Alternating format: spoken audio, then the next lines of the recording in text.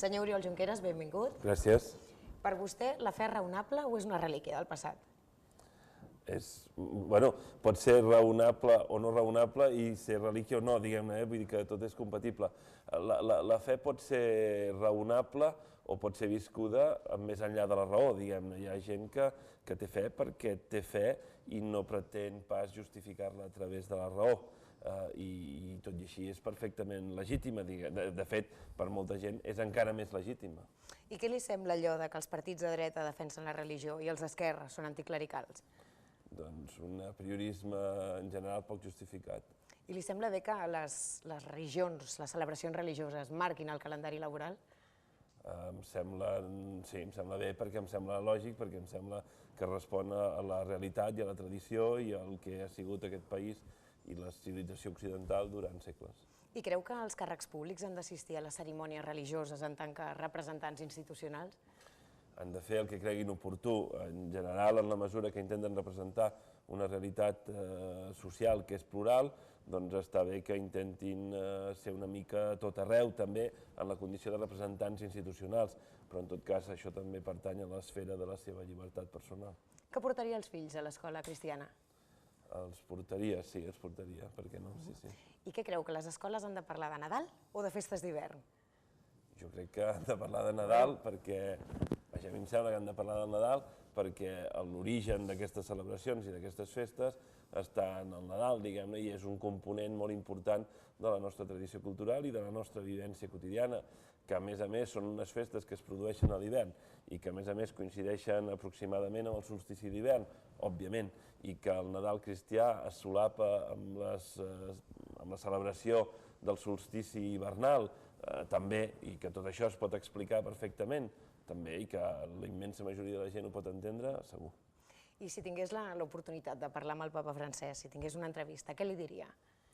Quins temes plantejaríem? Molts temes plantejaríem, i la resposta que t'haig de donar a tu és necessàriament més curta que el que li explicaria a ell. Bé, així els temes que tocaríem. Doncs tots els temes que a mi em sembla que són rellevants per a la societat catalana en aquests moments. Per tant, temes que van des de la qüestió nacional fins a la qüestió social, de la lluita contra la corrupció, i em sembla que en tots aquests temes hi trobaríem una persona sensible, informada i, a més, molt i molt compromesa, com hem vist moltes vegades en les seves intervencions públiques. I vostè que és més de Poblet o Montserrat?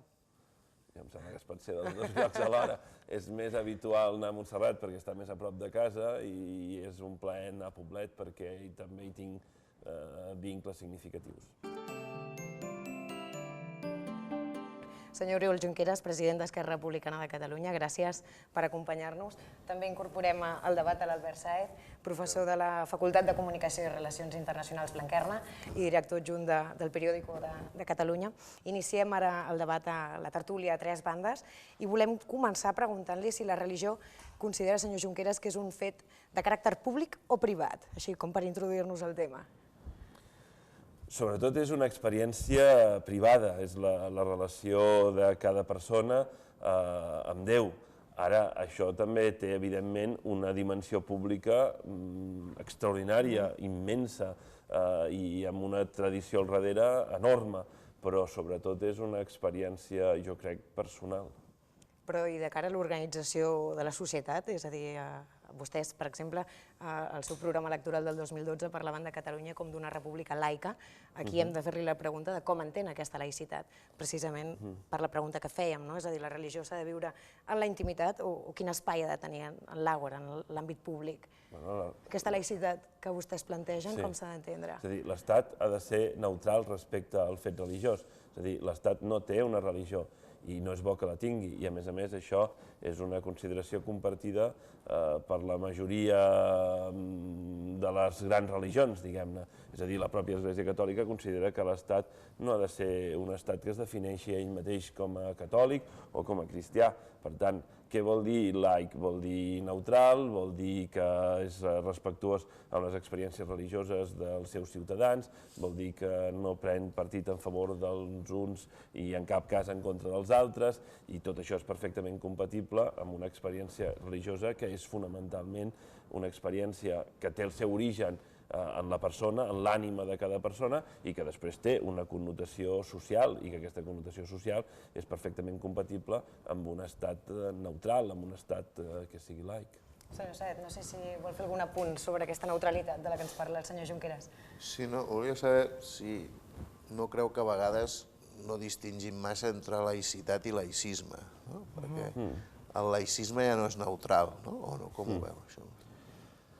Estic d'acord, és a dir, una cosa és que l'Estat sigui laic, l'altra és que sigui laïcista. Si per laïcista s'entén que té una actitud de poca consideració respecte a l'experiència religiosa, doncs llavors perdria aquesta neutralitat, diguem-ne. És a dir, de la mateixa manera que l'Església Catòlica no ha d'imposar els seus dogmes a ningú i que una cosa és fer proselitisme i ser apostòlic i l'altra és voler imposar una determinada forma d'entendre el món al conjunt de la societat, de la mateixa manera l'Estat, en aquest cas la futura república, doncs ha de ser respectuós amb totes les experiències religioses, no cal que menystingui cap d'aquestes experiències religioses.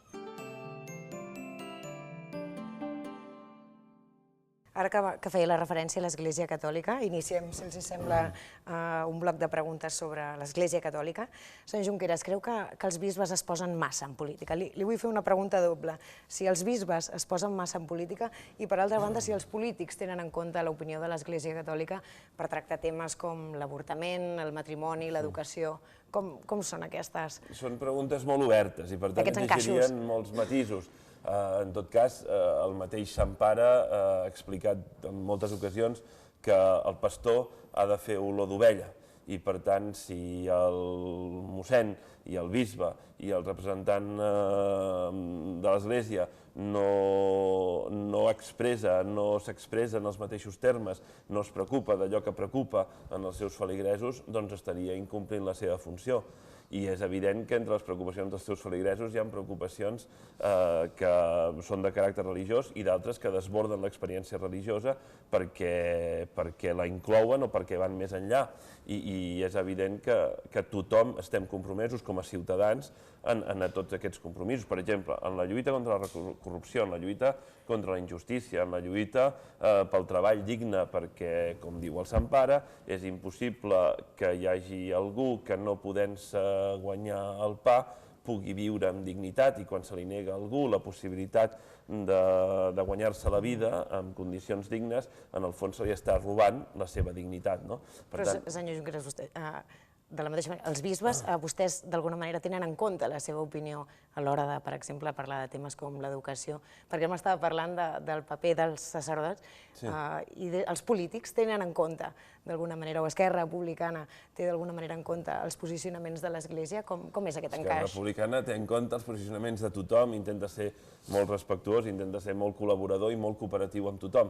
El president d'Esquerra Republicana té una actitud personal, i això és una actitud que no és encomanable a cap col·lectiu, diguem-ne, per allò que dèiem, que l'experiència religiosa té un fonament individual que és d'escoltar, de respectar, d'intentar aprendre, d'entendre. No sé a quin punt concret vostè es refereix, diguem-ne, perquè en funció del punt ens entendrem millor del que estem dient cadascú de nosaltres. Posi'm un exemple. Ens referim a si els bisbes truquen als polítics, és a dir, si existeix aquesta feina de lobby, no?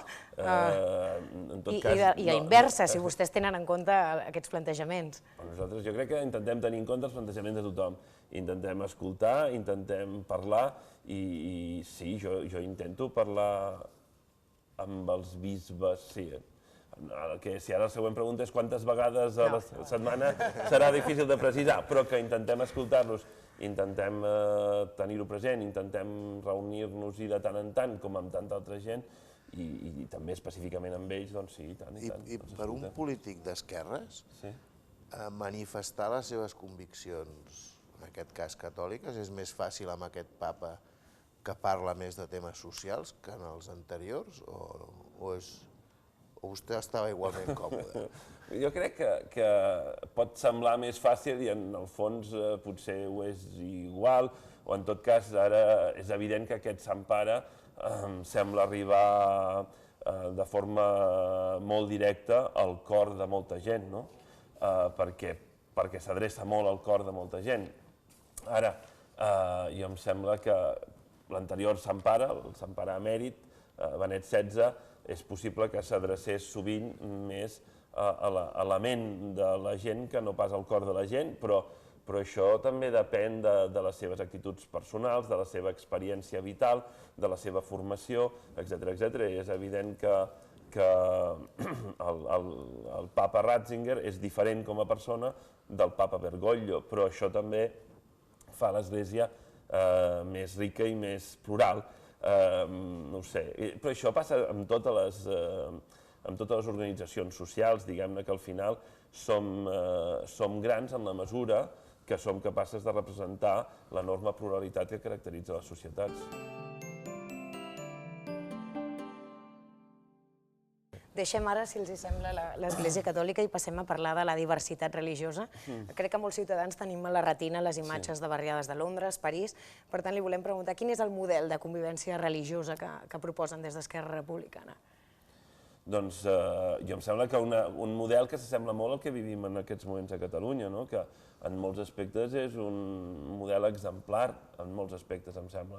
I el model de convivència jo crec que el marca el mateix Evangeli quan els apòstols, si no m'equivoco, Felip i Andreu, van a veure a Jesús i li diuen hi ha un grup de grecs que et vol venir a conèixer i ell contesta amb alguna cosa així com m'elevaré per sobre de tots els pobles i tots els pobles em podran veure i parlarem directament al cor i serà una nova aliança que no caldrà explicar en paraules que ja havia utilitzat el profeta Jeremies. Coneix bé la Bíblia, eh? No, però en tot cas em sembla que és una explicació que fa el mateix Jesús i que, per tant, i que recull una tradició recollida en els llibres dels profetes i que, per tant, és anterior a la mateixa vida i a la mateixa mestratge de Jesús, que diu és una aliança que no caldrà explicar perquè estarà segellada dintre dels cors de cada persona. Bé, jo em sembla que això és perfectament és el que en gran mesura intentem fer en el nostre país i el que intentem fer, per exemple, en el meu poble, Sant Vicenç dels Horts, on jo soc alcalde, i on em sembla que totes aquestes experiències religioses en la seva enorme diversitat doncs conviuen de forma molt raonable i molt profitosa i molt enriquidora, diguem-ne. Vull dir que jo conec monges cristianes que tenen una activitat molt intensa dintre del món musulmà i conec musulmans que porten els seus fills en escoles que són escoles cristianes. Parlem específicament sobre l'islam, precisament, perquè moltes vegades jo crec que molts ciutadans associen la qüestió de l'islam a la polèmica del burca, la qüestió terrorista, les construccions de mesquites. Quina creu que és la realitat de l'islam a Catalunya? De què estem parlant, no més enllà del burca, d'aquestes bones qüestions? Jo conec molta gent que és musulmana, molts bons creients musulmans, i amb la immensa majoria d'ells, per no dir pràcticament amb la totalitat d'ells, em sembla que la convivència, el model de convivència és extraordinari, i tenen els seus oratoris, i és evident que tots hem de fer una reflexió sobre si és millor petits oratoris escampats en el teixit urbà, integrats en el teixit urbà i en el teixit associatiu, que és un model que hem defensat en aquest país moltes vegades, que ha estat defensat per gent que hi entén molt, per exemple la Teresa Losada, que havia sigut assessora del Sant Pare en les relacions amb el món islàmic, n'era una ferma defensora, o si és millor un altre model, que jo crec que no, que és el d'uns grans centres de culte aïllats, separats del teixit urbà, separats, per exemple. Jo crec que tenim un model que funciona molt millor que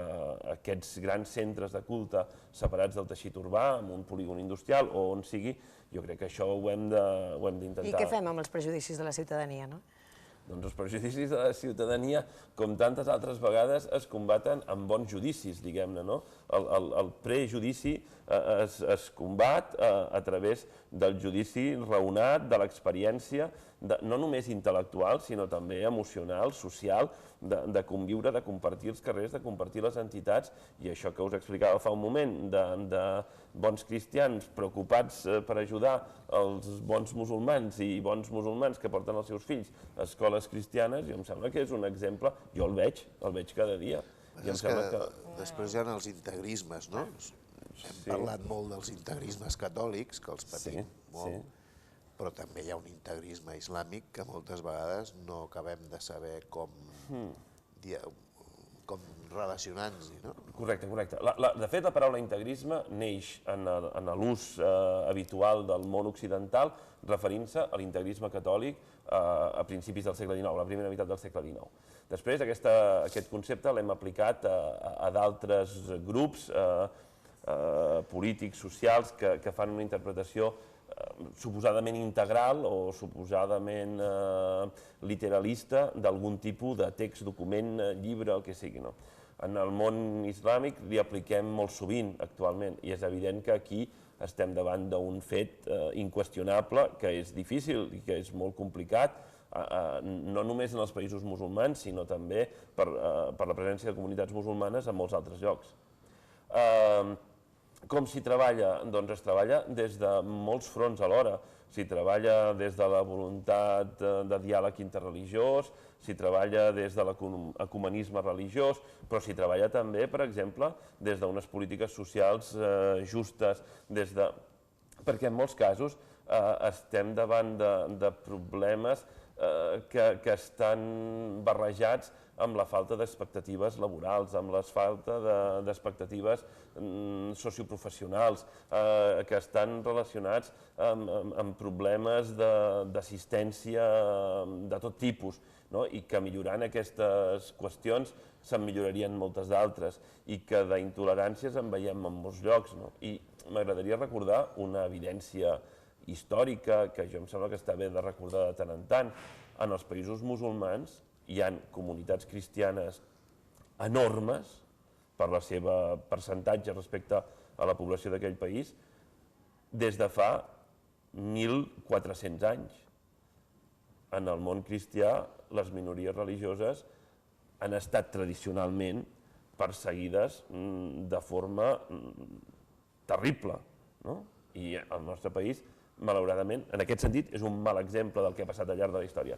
Per tant, en el món islàmic hi ha exemples extraordinaris de convivència, de respecte i de protecció de les minories religioses, en aquest cas de les minories cristianes? Sí.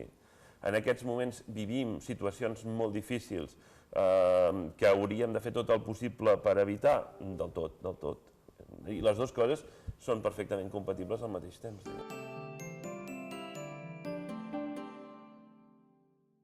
I el burca, aleshores, sí o no? Com queda la polèmica del burca? Clar, és una polèmica molt viva perquè barreja drets que són molt fonamentals, que és el dret a la teva intimitat,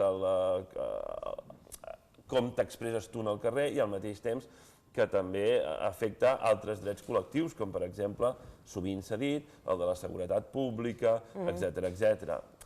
Si és més important el dret d'una dona d'anar vestida com creu oportú pel carrer o és més important protegir els seus suposats drets que són posats en perill per una pressió social molt gran. Clar, l'ideal seria que això es resolgués sol en la convivència al carrer. Malauradament no sempre es resol mentre no es resol sol. Per tant, aquí jo em sembla que hem de ser tan tolerants com sigui possible en les formes d'expressió del vestir de la gent i al mateix temps protegir molt el fet que vivim en una societat que ha de defensar el dret de les dones, que ha de defensar. Per tant, davant de la qüestió del burca, jo em sembla que molt sovint el millor favor que podem fer és no convertir-ho en un problema i tractar-ho molt sovint cas per cas i amb la realitat de cada barri, de cada ciutat, de cada poble i aplicant-hi molt de sentit comú i no elevant-lo en els titulars dels diaris perquè llavors és molt més difícil de resoldre. Perquè si tu prens decisions que semblen agredir una manera d'entendre la relació social, de fet, fas més dur el conflicte, no? Per tant, jo tendiria a tractar-ho molt cas per cas, barri per barri, ciutat per ciutat, i no elevar-ho a lleis generals, diguem-ne, perquè ho fa més difícil de gestionar.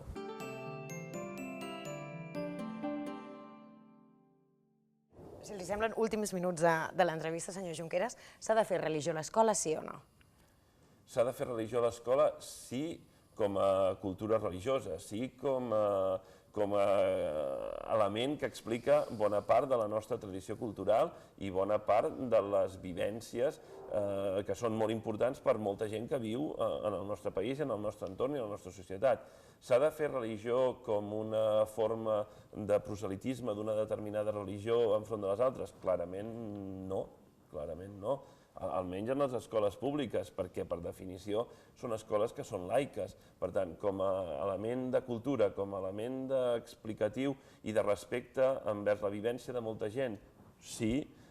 Com a element de proselitisme, no, perquè hi ha altres espais per fer-ho i on és millor fer-ho, per tant, Parlem jo ara crec que és clara la posició. Del model català d'escola concertada i d'escola pública. Qui vulgui... Perdó, si el model aquest que jo acabo de descriure ara, que era el model que defensaven, entenc, bona part de l'Església catalana durant força temps i que no va acabar quallant en les lleis espanyoles perquè la Conferència Episcopal Espanyola majoritàriament va empènyer en una direcció diferent i pitjor, doncs segurament ara el tema estaria resolt des de fa 20 o 30 anys, diguem-ne, no? I malauradament som víctimes una altra vegada del fet que aquest país genera consensos que després són espatllats per lleis que ens imposen des de fora. I el model català d'escola pública i d'escola concertada, qui vulgui escola cristiana que se la pagui, vostè estaria d'acord amb això o no? Sentim de tot, eh? El model escolar ha de ser un model públic pel conjunt del país, ha de ser un model adreçat al conjunt de la societat i que garanteixi la igualtat d'oportunitats. Aquest model és un model que pot tenir una doble xarxa, i tant. És a dir, una cosa és que el servei públic sigui un, l'altra és que el servei públic es doni des d'una doble xarxa o des d'una triple xarxa, o les que calguin, perfectament. Les escoles concertades són escoles que tenen sentit del tot, tenen sentit perquè són un element de garantia de la llibertat de les persones, igual que és molt important que hi hagi tantes escoles públiques com calgui, com els pares volen, perquè també és una garantia de la seva llibertat. Les escoles concertades són una expressió del concepte d'autonomia de centre que nosaltres defensem aferrissadament, també. I les escoles públiques, també. I són un element que contribueixen a la innovació pedagògica, en molts casos sí i en molts no, com les escoles públiques, que en molts casos sí i en molts no. Per tant, és un model a mantenir i a cuidar perquè és un element tradicional al nostre país, perquè és un element de la realitat en la qual estem, del tot, i a preservar en el futur, en la mesura que és un element d'expressió de la llibertat, de l'autonomia de centre, que dona estímuls a la recerca d'elements d'innovació pedagògica, etc., del tot.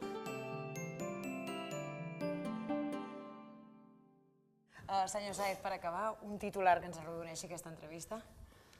Bé, jo diria, tenim un model que funciona, no l'espatllem. Correcte.